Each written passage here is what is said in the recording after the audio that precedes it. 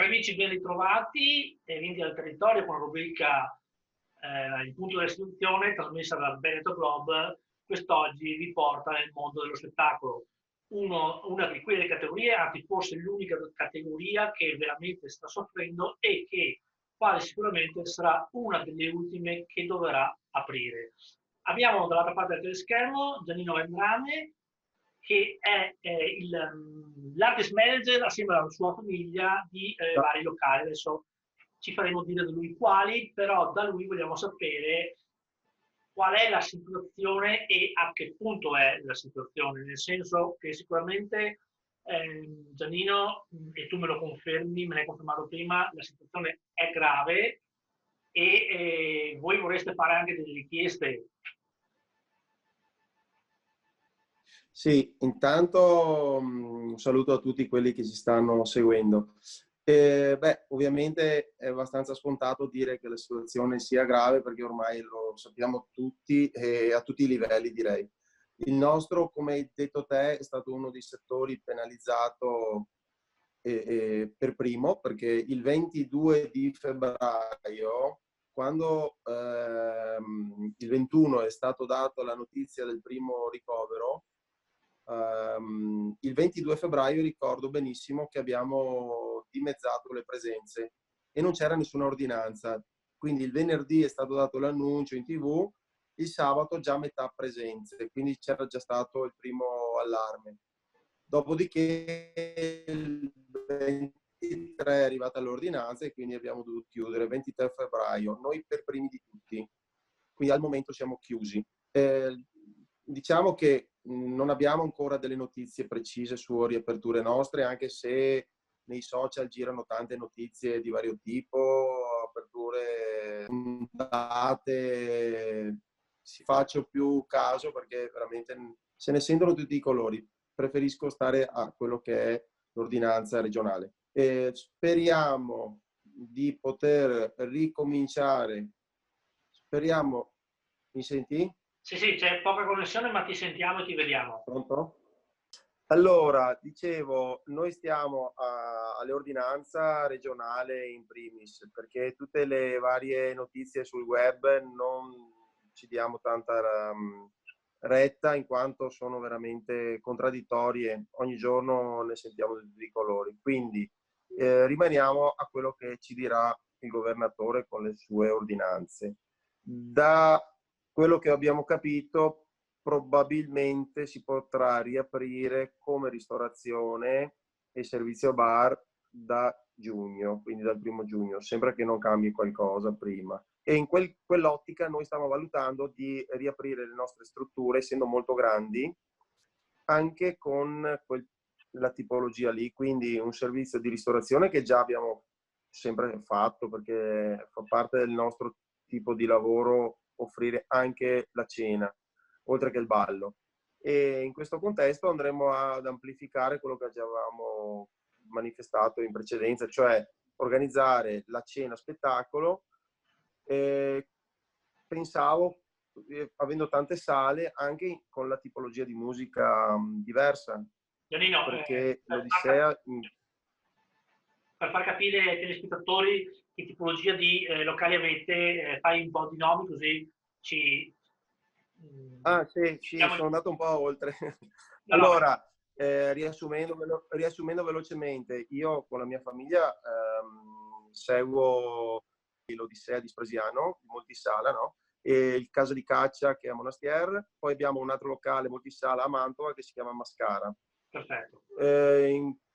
Noi seguiamo queste tre tipologie di locali che sono non discoteche, sono locali multisala, quindi dentro c'è di tutto, c'è appunto la ristorazione, c'è il ballo con varie tipologie di musica, c'è aree bar dove non si balla e quindi si può anche chiacchierare, c'è l'angolo snaccheria, c'è l'angolo caffetteria, c'è un po' di tutto per passare del tempo libero, perché noi abbiamo degli spazi molto grandi, li abbiamo un po' diversificati nel tempo.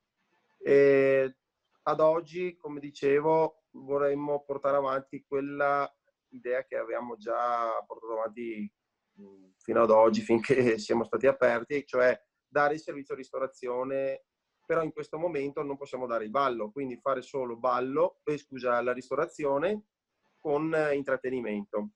E si pensava, sempre se le restrizioni non sono troppo esagerate, di poter offrire un servizio diversificato sala per sala. Quindi faccio l'esempio, noi avevamo una bella situazione di musica latinoamericana, quindi fare la sala dove si cena in maniera normale, quindi con la pizzeria, con il ristorante, quello che è, però con il DJ che mette la musica latinoamericana per gli amanti di quel genere lì. Chiaramente non la potranno ancora come dire, praticare la loro passione, ma almeno la ascoltano col loro DJ preferito.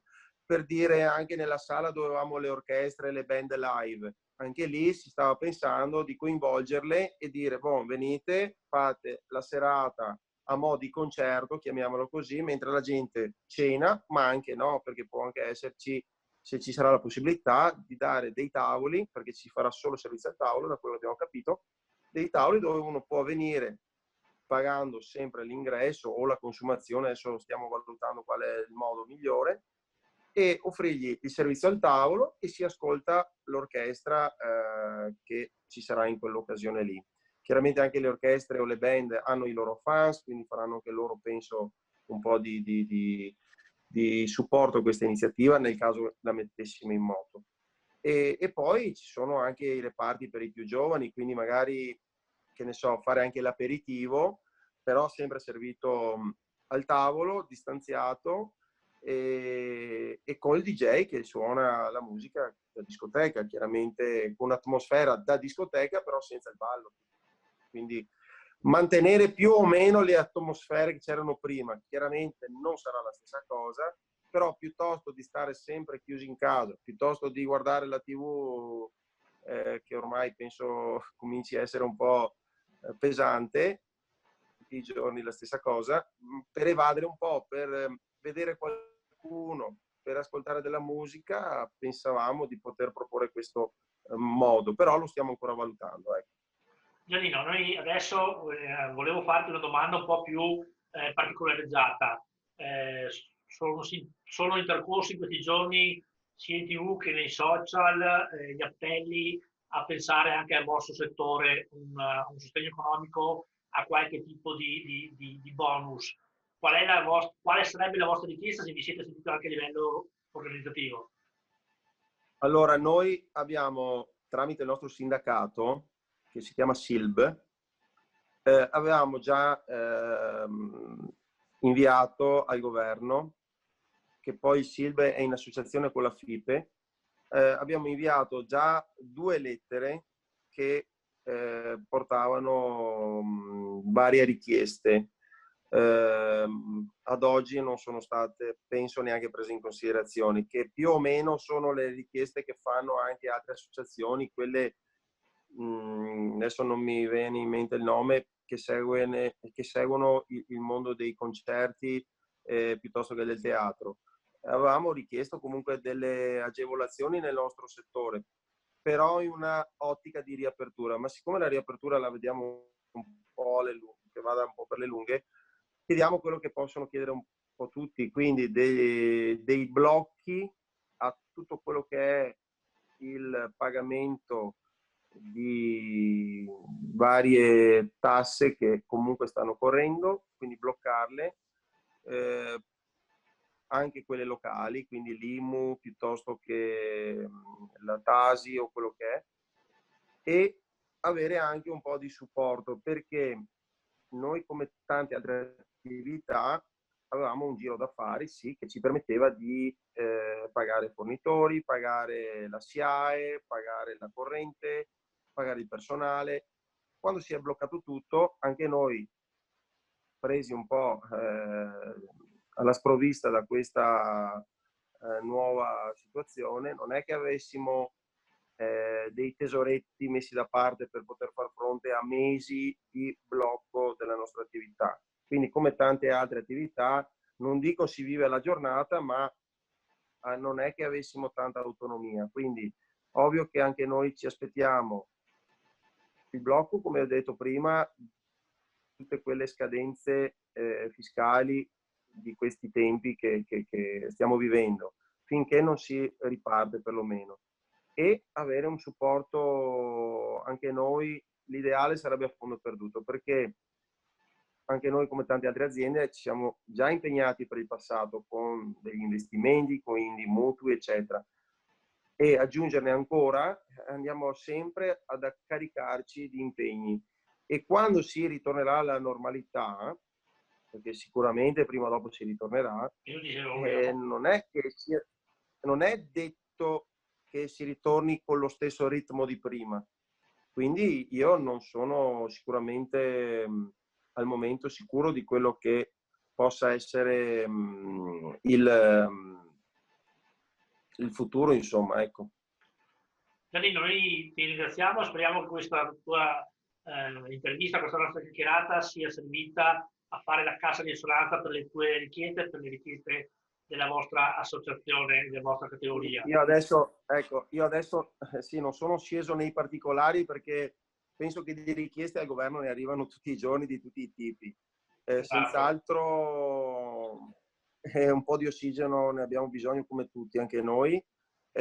Abbiamo tante persone che lavoravano per noi ferme, abbiamo fatto le richieste di cassa integrazioni che non hanno visto. Pensiamo che abbiano anche queste persone bisogno estremo di liquidità, perché tanti, oltre ad avere delle famiglie, eccetera, che lavoravano direttamente per noi, poi ci sono anche quelli che lo facevano come secondo lavoro, quindi tutti quei rapporti a chiamata, gente che comunque si pagava gli studi, queste tipologie di lavoro, e sono tutti fermi, quindi c'è una vastità di persone legate direttamente a noi, ma poi anche tutto l'indotto, quindi i fornitori di bevande piuttosto che di alimentari, tutte le maestranze varie, gli impianti, tutti quelli che ci seguono gli impianti, è tutto fermo anche per loro, quindi è una reazione a catena che si è scatenata. Quindi speriamo di avere un supporto noi come tutte quelle altre filiere legate a noi. Giannino, so che è difficile, ma tu ai vostri come si dice, ai vostri clienti e ai telespettatori te la senti di dare un messaggio di augurio? Ma certamente l'augurio è quello più, come dire, comune, è quello che si dice già da tanto tempo, di tener duro, che dovrebbe andare tutto bene, dovrebbe, e speriamo sia così.